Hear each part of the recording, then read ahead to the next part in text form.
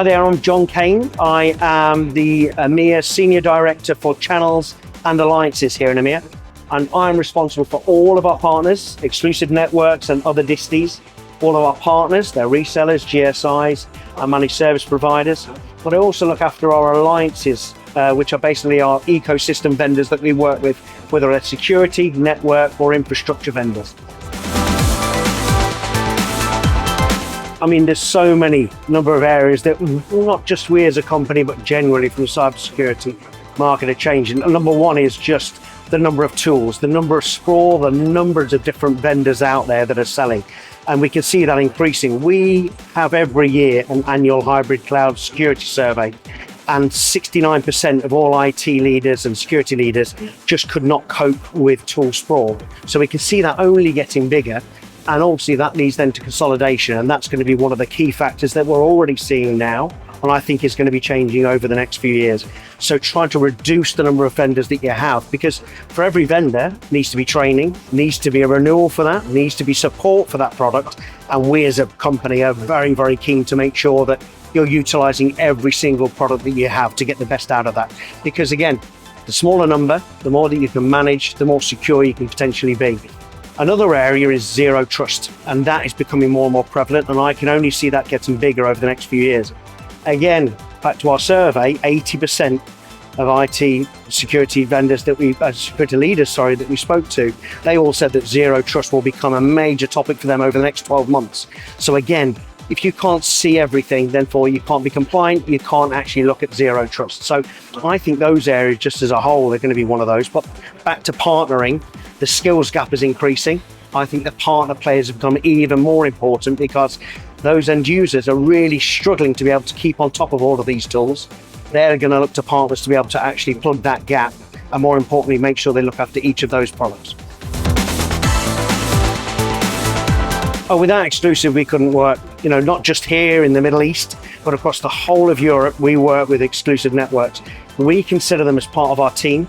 They're an extension of our sales force because we have one channel manager in this region, and more importantly, we can't be in every single partner. So therefore, Exclusive are doing part of that job for us.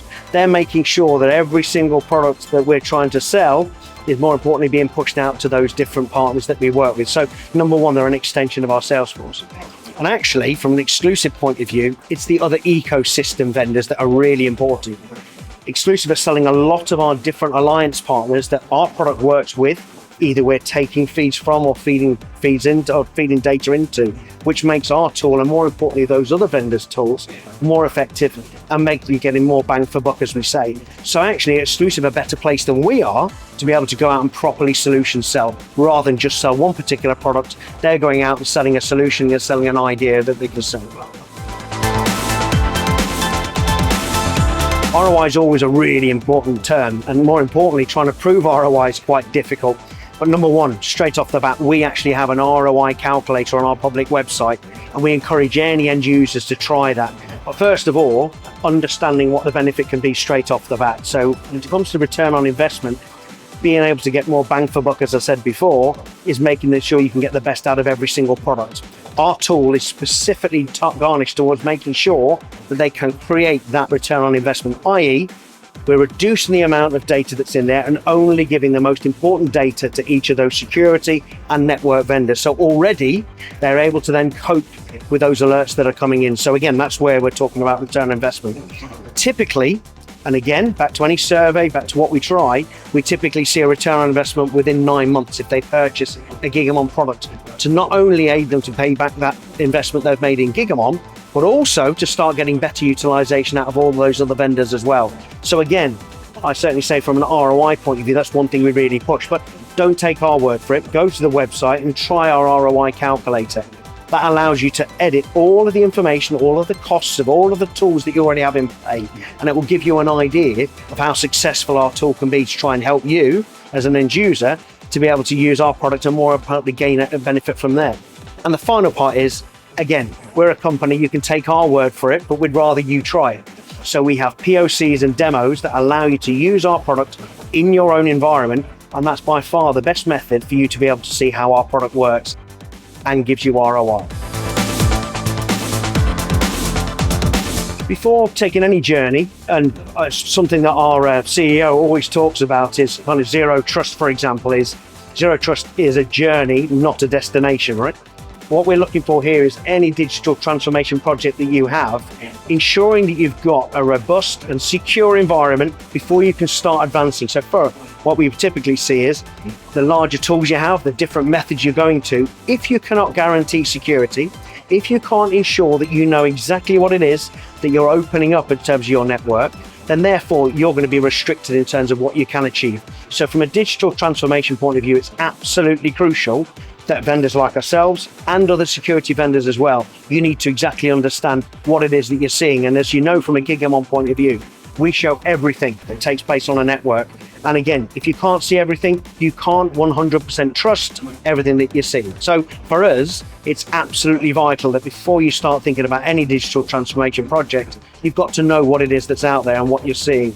And again, making sure that you've got already in place a security platform to be able to then start increasing the size of that, because again, it will only get bigger, it will only advance, and you can't suddenly go backwards after you transformed your entire network and entire environment. You've got to make sure you do it right at the very start and underpin that transformation project.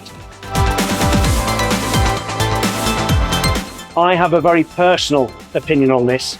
There is a very, very big difference between enablement and training and certification.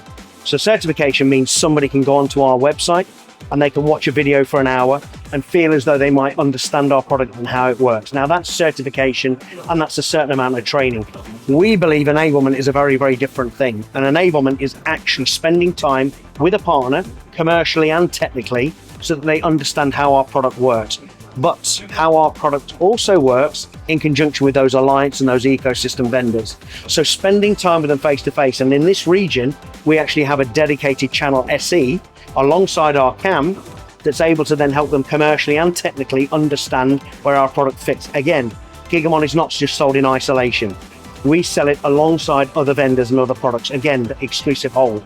So enablement is really, really important for them to understand how that works, practically getting their hands dirty to understand how the product is fitting in, how they can get the best bang for those products. So for me, enablement is not just being able to watch a video, it's spending time with them. And also to get to hear our sales team and how we sell, how we pick up the phone and do an initial cold call, how we can convince an end user of why our product's going to benefit them. So again, that's enablement. So we don't see enablement as just going on and being certified as a partner or an end user for that matter. We see as spending time with the partner and the end user so they understand exactly how we sell and get to hear us do that. So I think that's the best way of actually training and, more importantly, enabling our partners.